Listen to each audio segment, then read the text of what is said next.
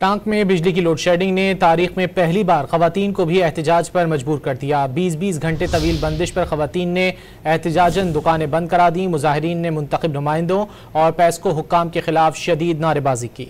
Tank में बिजली की लोड शेडिंग ने तारीख में पहली बार खवातीन को भी एहतजाज पर मजबूर कर दिया। 20-20 घंटे तवील बंदिश पर खवातीन ने एहतजाजन दुकानें बंद करा दी। मुजाहिरीन ने मुंतखब नुमाइंदों और पेस्को हुक्काम के खिलाफ शदीद नारेबाजी की। टांक में बिजली की लोड शेडिंग ने तारीख में पहली बार खवातीन को भी एहतजाज पर मजबूर कर दिया। 20-20 घंटे तवील बंदिश पर खवातीन ने एहतजाजन दुकानें बंद करा दी। मुजाहिरीन ने मुंतखब नुमाइंदों और पेस्को हुक्काम के खिलाफ शदीद नारेबाजी की। टांक में बिजली की लोड शेडिंग ने तारीख में पहली बार खवातीन को भी एहतजाज पर मजबूर कर दिया। 20-20 घंटे तवील बंदिश पर खवातीन ने एहतजाजन दुकानें बंद करा दी। मुजाहिरीन ने मुंतखब नुमाइंदों और पेस्को हुक्काम के खिलाफ शदीद नारेबाजी की।